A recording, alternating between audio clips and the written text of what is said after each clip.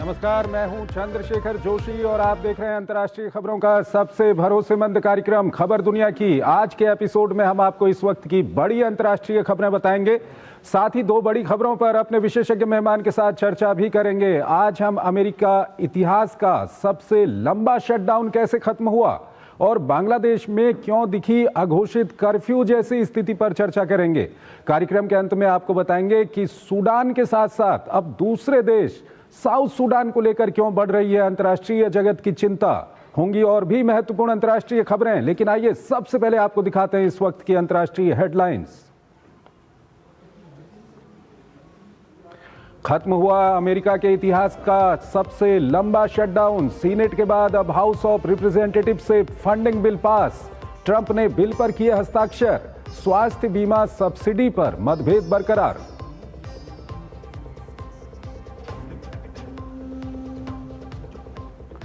बांग्लादेश में अंतरिम सरकार की अहम घोषणा। आम चुनाव के दिन ही जुलाई चार्टर पर होगा जनमत संग्रह। पूर्व प्रधानमंत्री हसीना के खिलाफ अब आईसीटी का फैसला 17 नवंबर को।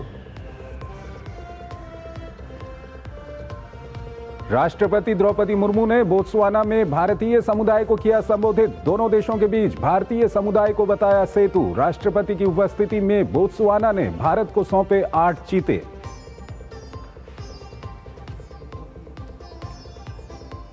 इराकी प्रधानमंत्री मोहम्मद शिया अल सुडानी के नेतृत्व वाला गठबंधन संसदीय चुनाव में आगे। गठबंधन को मिले 13.17 लाख वोट। प्रभावशाली शिया धर्मगुरु मुक्तदा अल सद्र ने किया था चुनाव का बहिष्कार। पेरू में भीषण सड़क दुर्घटना। डबल डेकर बस और ट्रक के बीच आमने सामने की टक्कर में कम से कम 37 लोगों की मौत। टक्कर के बाद 200 मीटर गहरी खाई में गिरी बस।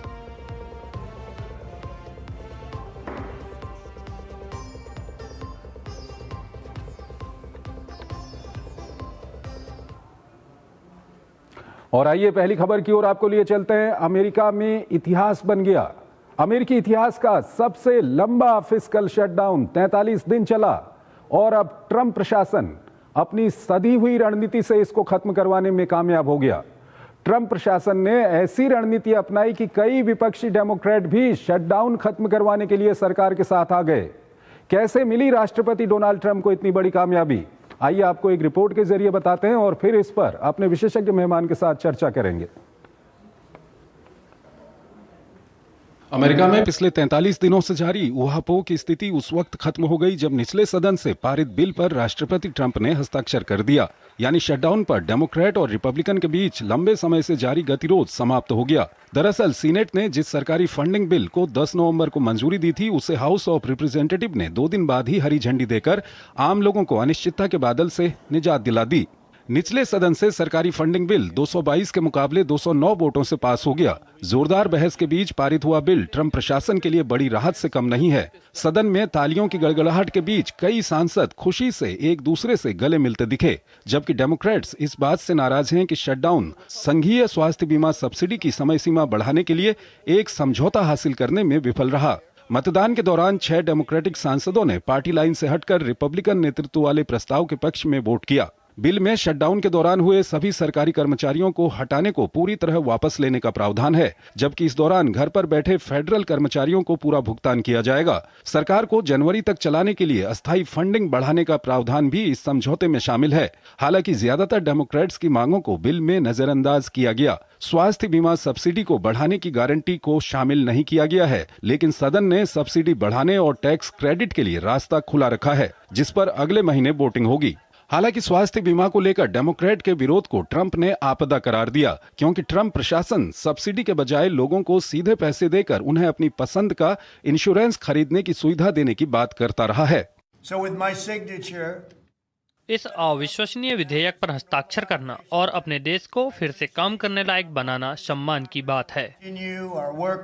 बिल सरकार को 31 जनवरी तक फंडिंग उपलब्ध कराएगा, जो एजेंसियों को कर्मचारियों की छंटनी से रोकेगा। भले ही शटडाउन खत्म होने के बाद सरकारी कामकाज फिर से शुरू हो जाएंगे, लेकिन स्थिति को सामान्य होने में थोड़ा वक्त लग सकता है। खासकर 4 करोड़ से अधिक अमेरिकियों के लिए जो सीधे तौर पर सप्लीमेंटल न्यूट्रिशन असिस्टेंट प्रोग्राम पर निर्भर हैं, ऐसे लोगों को सरकारी सहायता के लिए कम से कम 1 हफ्ते का इंतजार करना पड़ सकता है, जो ट्रंप प्रशासन के लिए सिरदर्द साबित हो सकता है। दरअसल शटडाउन के दौरान ट्रंप सरकार ने अमेरिका में रहने वाले गरीबों को मिलने वाले भोजन की आधी राशि रोक दी थी।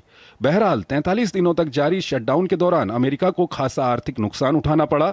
अनुमान के मुताबिक शटडाउन की वजह से चौथी तिमाही की जीडीपी वृद्धि दर में 1.5% की कमी आ सकती है। हालांकि अब सरकारी कार्यक्रम शुरू होने और बकाया वेतन जारी होने के बाद मामूली सुधार देखने को मिल सकता है। और इस पर अधिक बातचीत के लिए हमारे साथ जुड़ रहे हैं विदेशी मामलों के जानकार अतुल अनेजा। उनसे हम बातचीत करेंगे। अतुल अनेजा जी, बहुत बहुत स्वागत है आपका हमारे इस कार्यक्रम में। पहला सवाल अतुल जी यही है कि आपकी पहली प्रतिक्रिया क्या है? ये ऐतिहासिक शटडाउन रहा जो अब खत्म हो गया आधिकारिक रूप से।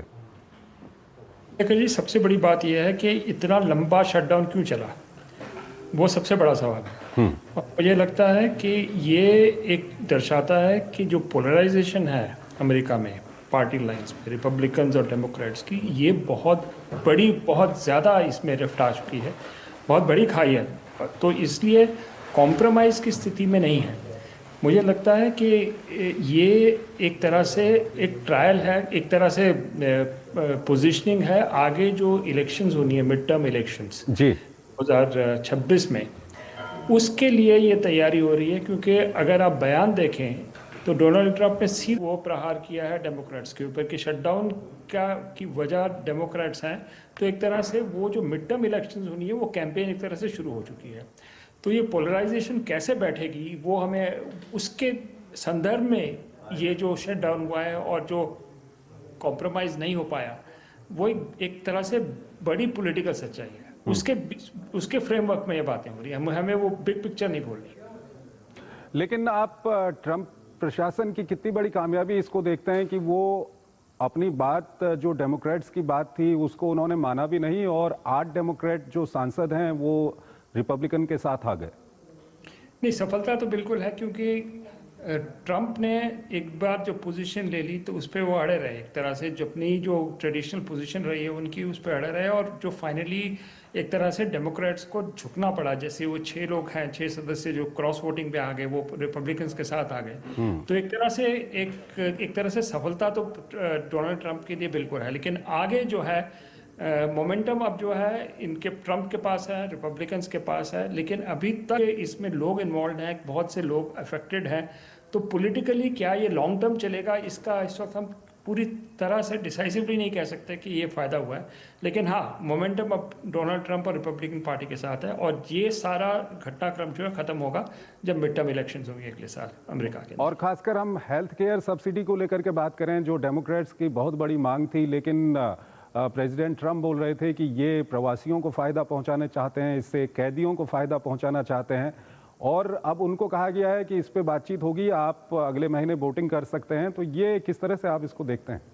ये एक बहुत बड़ा मुद्दा था चंद्रशेखर जी, क्योंकि ये जो एक तरह से कॉम्प्रोमाइज़ नहीं हो पाया, बड़ी पिक्चर तो है ही है, लेकिन साथ साथ ये जो जिसको कहते हैं अफोर्डेबल केयर एक्ट, इसके ये एक तरह से डेमोक्रेट्स की पहचान है कि ये ओबामा केयर पहले आया था, उसके बाद उसको थोड़ा चेंज करके अफोर्डेबल केयर एक्ट आया।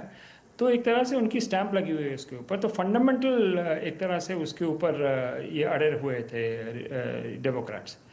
तो मुझे लगता है कि उसके ऊपर ट्रंप और रिपब्लिकन पार्टी नहीं मानी, ये एक बहुत बड़ी बात है। इससे जो है जो दरारें जो जिसके बारे में हमने शुरू में बात की, जो रिपब्लिकन्स और डेमोक्रेट्स के बीच में है, क्योंकि कॉम्प्रोमाइज़ नहीं हो पाया, मुझे लगता है ये दरारें और बढ़ेगी। जो पोलराइजेशन जो हम अमेरिका के अंदर देखते हैं, अमेरिकन सिटीज़ में, स्ट्रीट्स में, वो और बढ़ने की संभावना है इस मुद्दे खासकर इस मुद्दे के कारण। ठीक है अतुल जी, आप हमारे साथ बने रहिए। एक और महत्वपूर्ण विषय है, उस पर हम आपसे बातचीत करेंगे, लेकिन यहाँ पर हमको एक छोटा सा ब्रेक लेना है। एक छोटा सा ब्रेक लेते हैं यहाँ पर। अब आया असली स्वाद। अब आया स्वाद। जब स्वाद के पड़े हो लाले तो MDH का चंकी चाट मसाला डालें। MDH का चंकी चाट मसाला। MDH क्या आपको है आकर्षक बचत विकल्पों की तलाश? LIC प्रस्तुत करता है नवजीवन श्री सिंगल प्रीमियम प्लान। एक मुश्त प्रीमियम राशि जमा करें, जीवन बीमा कवर का आनंद उठाएं, परिपक्वता पर गारंटीकृत निश्चित राशि प्राप्त करें, तरलता विकल्प भी उपलब्ध। अभी खरीदें। मौजूदा पॉलिसी धारकों के लिए आकर्षक छूट, नियम और शर्तें लागू। जब धरती चीर कर निकलता है लोहे का पत्थर और मिलता है मोंगिया के जोश से, फिर तपता है, पिघलता है और बनता है फौलाद। अब होता है सरिया सारी खूबियों के साथ।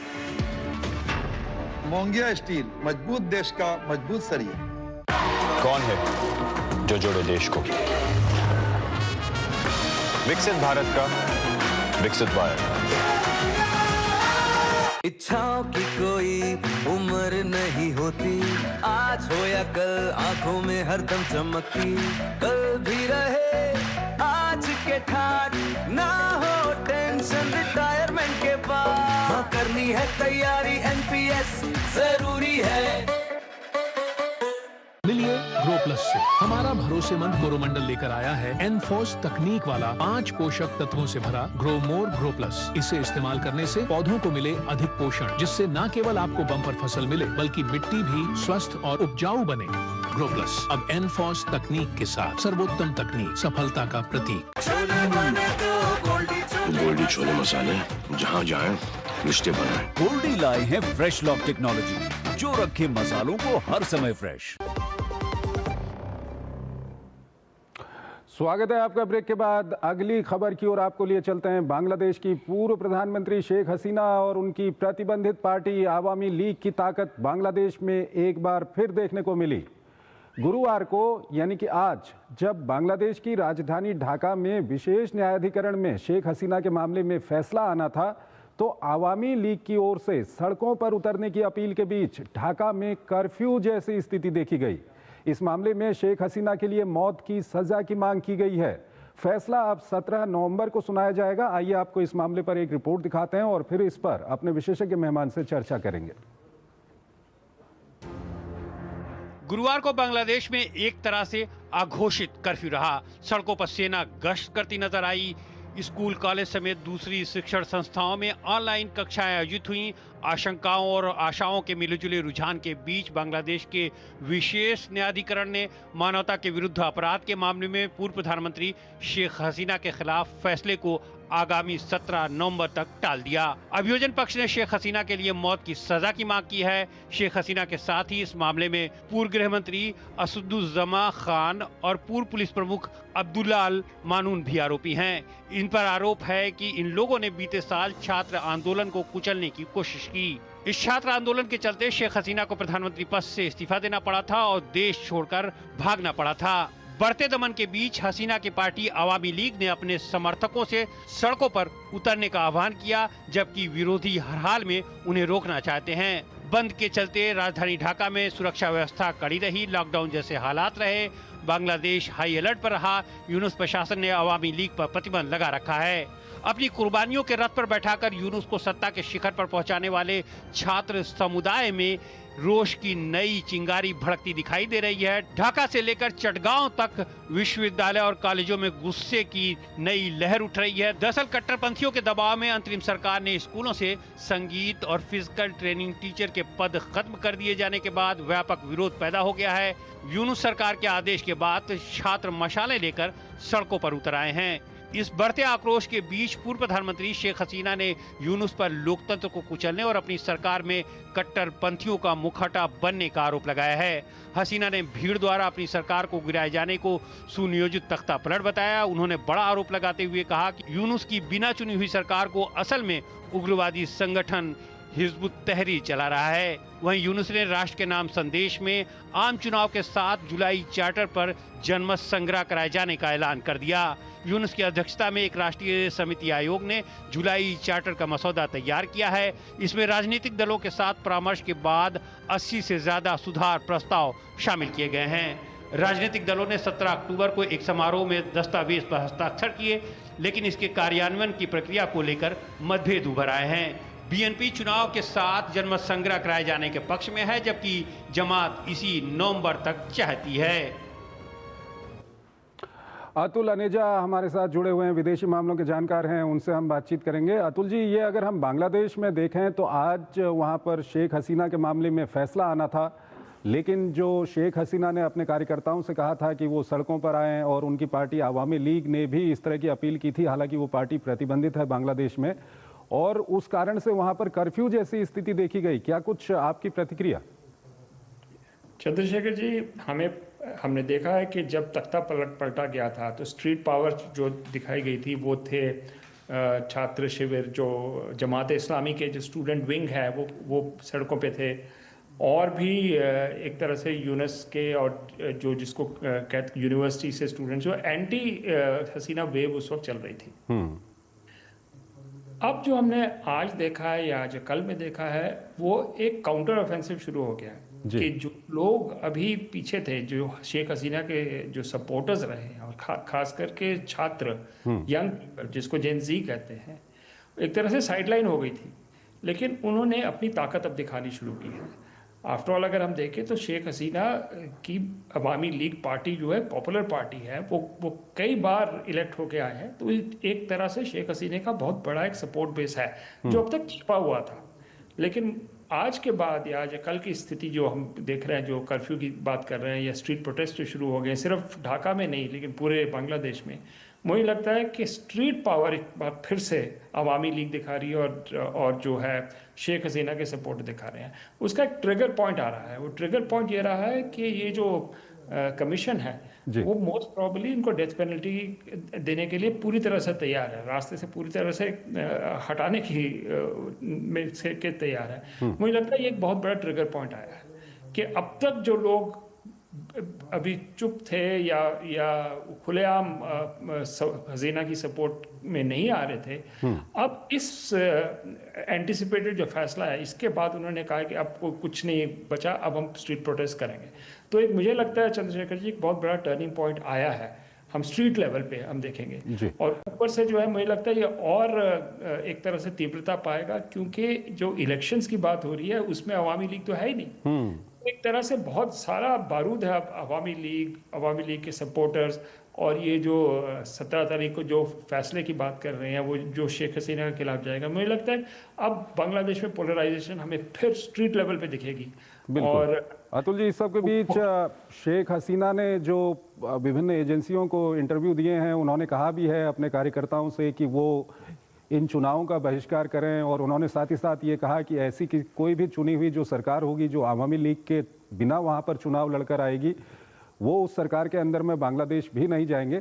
लेकिन इस सब के बीच आज जो बांग्लादेश के अंतरिम प्रशासक हैं मोहम्मद यूनुस, उन्होंने कहा है कि चुनाव के साथ ही वहाँ पर रेफरेंडम भी कराया जाएगा जुलाई चार्टर को लेकर के। क्या कुछ कहेंगे? देखिए, अब ये जो अवामी लीग को बाहर रखने वाली बात है, ये बहुत बड़ी बात है। ये किसी तरह से आप एक मेजर पॉलिटिकल पार्टी को बाहर नहीं रख सकते। तो चाहे आप बेशक रेफरेंडम की बात करें कि हम जनता के पास सीधा जाएंगे, मुझे लगता है कि वो साइड ट्रैक करने वाली बात है, क्योंकि बहुत बड़ा मुद्दा है कि एक जो रूलिंग पार्टी थी, जो जिसने एक तरह से फ्रीडम दिलाई है बांग्लादेश को, अवामी लीग, शेख मुजीबुर रहमान, वो पूरी लीगेसी को आप ख़त्म नहीं कर सकते। तो मुझे लगता है कि ये जो बातचीत, जो बैक एंड फोर्थ चल रहा है, इसके पीछे एक बड़ी बात छिपी है कि बांग्लादेश की पहचान क्या है। क्या वो बंगाली नेशनलिज्म, जो शेख मुजीबुर रहमान का सेकुलर बंगाली नेशनलिज्म, वो प्रिवेल करेगा, या ये जो शेख हसीना कह रही है कि इसके पीछे मोहम्मद यूनुस के पीछे जो ताकतें हैं वो कट्टरवादी ताकतें हैं, तहरीर की बात की हुई है। और जब हम कवर भी कर रहे थे इसको शुरू में, ये बात जमात इस्लामी की बात सामने आई थी, और यूथ विंग जो कितना एक्टिव रहा था। तो एक तरह से ये क्या आगे पहचान बनेगी बांग्लादेश की, वो भी एक बड़ा मुद्दा है, जो आगे की जो स्थिति होगी या जो घटनाक्रम होगा उसमें वो सामने आएगा। ठीक है अतुल जी, बहुत बहुत शुक्रिया आपका, आप हमारे इस कार्यक्रम में जुड़े और दोनों ही महत्वपूर्ण विषयों पर आपने अपना महत्वपूर्ण विश्लेषण हमारे दर्शकों के साथ साझा किया। यहाँ पर एक छोटा सा ब्रेक लेते हैं, और ब्रेक के उस पार आज की कुछ और बड़ी और महत्वपूर्ण अंतर्राष्ट्रीय खबरें आपको बताएंगे। दादी के हाथों का जादू और खुशबू से महकता घर। MDH गरम मसाला, असली मसालों से भरा हूँ मैं, क्योंकि हर रिश्ता है स्वाद से जुड़ा। अरे द्रविड़ जी, आपको गैराज छोड़ दो, आइए। काश आप जैसा गेम चेंजर हमारे पास भी होता। है ना, खेती का गेम चेंजर जय किसान नवरत्न नैनो शक्ति नैनो डीएपी। इसके हर ड्रॉप में है करोड़ों नैनो पार्टिकल्स की शक्ति। नैनो पार्टिकल्स के कारण पत्तियां इन्हें दोनों साइड से अब्सॉर्ब करें बिना वेस्टेज और उपज खूब बढ़ाएं। जय किसान नवरत्न नैनो शक्ति नैनो डीएपी, विज्ञान का वरदान, हर फसल की शान। वीडियो लाइक करने के पैसे मिलेंगे? So easy। अनजान लिंक्स पर क्लिक मत कीजिए। आरबीआई कहता है जानकार बनिए, सतर्क रहिए। LIC युवा प्रोफेशनल्स के लिए लाए हैं नवजीवन श्री। करें नियमित प्रीमियम का भुगतान, जीवन बीमा का आनंद लें, प्राप्त करें प्रीमियम के प्रतिशत पर गारंटीकृत एडिशंस। अपने वित्तीय लक्ष्यों के अनुरूप मैच्योरिटी पर गारंटीकृत धनराशि पाएं। मौजूदा पॉलिसी धारकों के लिए आकर्षक अतिरिक्त लाभ। आज ही खरीदें। मेरी पसंद, मेरी पसंद, मेरी पसंद, मेरी पसंद, हमारी पसंद, हम सबकी पसंद। मजबूत देश का मजबूत सरिया हो गया स्टील। कौन है जो जोड़े देश को? विकसित भारत का विकसित भारत। गोल्डी छोले मसाले, जहां जाएं रिश्ते बनाएं। गोल्डी लाए हैं फ्रेश लॉक टेक्नोलॉजी, जो रखे मसालों को हर समय फ्रेश। स्वागत है आपका। ब्रेक के बाद अंतर्राष्ट्रीय खबरों के हमारे इस खास कार्यक्रम को हम यहीं पर समाप्त करते हैं, लेकिन जाते जाते आपको छोड़ जाते हैं आज की कुछ और महत्वपूर्ण और बड़ी अंतर्राष्ट्रीय खबरों के साथ। आप इन खबरों को देखिए और हमारी पूरी टीम को इजाजत दीजिए। नमस्कार।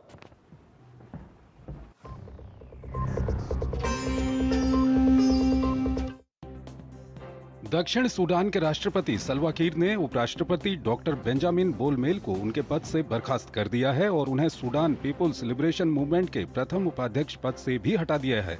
दोनों नेताओं के बीच बढ़ते राजनीतिक तनाव के बीच राजधानी जुबा में उनके आवास और कार्यालय से उनकी सुरक्षा व्यवस्था भी हटा ली गई। उपराष्ट्रपति बोलमेल को उनका उत्तराधिकारी समझा जाता था। ये सब ऐसे वक्त पर हो रहा है जब राष्ट्रपति किर और विपक्षी नेता रीक मचार के बीच सत्ता को लेकर हुआ समझौता समाप्त हो गया है और देश में फिर से सिविल वॉर की आशंका व्यक्त की जा रही है। समझौते के तहत मचार को 2018 में उपराष्ट्रपति बनाया गया था, लेकिन इस साल शुरुआत में उन्हें हत्या, राजद्रोह और मानवता के विरुद्ध अपराधों का आरोप लगाकर गिरफ्तार कर लिया गया था। पाकिस्तान की संसद ने एक व्यापक संवैधानिक संशोधन को मंजूरी दे दी, जिसके तहत राष्ट्रपति और वर्तमान सेना प्रमुख को आजीवन इम्यूनिटी प्रदान की गई है। 2/3 बहुमत से पारित 27वें संशोधन के तहत रक्षा बलों के नए प्रमुख और संघीय संवैधानिक न्यायालय की स्थापना की गई है। इसके तहत सेना प्रमुख आसिम मुनीर को थल सेना, वायुसेना और नौसेना की कमान सौंपी गई है। अमेरिका में यौन तस्करी और यौन शोषण के लिए कुख्यात जेफरी एफस्टीन के साथ ट्रंप की कथित दोस्ती को लेकर अमेरिका की राजनीति फिर गर्मा गई है। अब इस संबंध में सार्वजनिक किए गए कुछ दस्तावेजों के अनुसार जेफरी एफस्टीन ने 2019 में एक पत्रकार को ईमेल में लिखा था कि डोनाल्ड ट्रंप लड़कियों के बारे में जानते थे। दूसरी तरफ इन दस्तावेजों के सामने आने के तुरंत बाद व्हाइट हाउस ने डेमोक्रेटिक पार्टी पर ट्रंप को बदनाम करने के लिए चुनिंदा ईमेल लीक करने का आरोप लगाया। इराक में निर्वाचन आयोग द्वारा जारी प्रारंभिक परिणामों के अनुसार प्रधानमंत्री मोहम्मद शिया अल सूडानी के पुनर्निर्माण और विकास गठबंधन ने 11 नवंबर को हुए इराक के संसदीय चुनावों में 8 प्रांतों में पर्याप्त बढ़त हासिल कर ली है। ये चुनाव 2003 के बाद से इराक के लिए सबसे महत्वपूर्ण चुनाव हैं और यहाँ नई चुनाव प्रणाली के तहत चुनाव हुए हैं।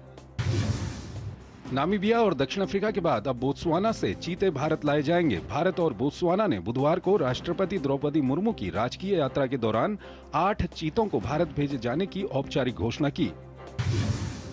पेरू के दक्षिणी अरेक्विपा क्षेत्र में एक डबल डेकर बस और एक पिकअप ट्रक के बीच आमने सामने की टक्कर में 37 लोगों की मौत हो गई और कई अन्य घायल हो गए। 60 से ज्यादा यात्रियों को ले जा रही बस टक्कर के बाद 200 मीटर गहरी खाई में गिर गई। अमेरिकी राष्ट्रपति डोनाल्ड ट्रंप ने इजराइल के राष्ट्रपति इजाक हर्जोग को एक पत्र भेजकर नेतन्याहू को लंबे समय से चल रहे भ्रष्टाचार के मुकदमे में पूर्ण क्षमा प्रदान करने का अनुरोध किया है। ये नेतन्याहू के मामले में हस्तक्षेप करने का ट्रंप का ताजा प्रयास है, जिससे इजराइल के आंतरिक मामलों में अमेरिकी प्रभाव की आलोचना हो रही है। इजरायली राष्ट्रपति इसाक हर्जोग और सेना प्रमुख इयाल जमीर ने पहली बार कब्जे वाले पश्चिमी तट पर फलस्तीनियों पर इजरायली लोगों के बढ़ते हमलों की निंदा की है। हर्जोग ने बुधवार को इन हमलों को चौंकाने वाला और गंभीर बताया।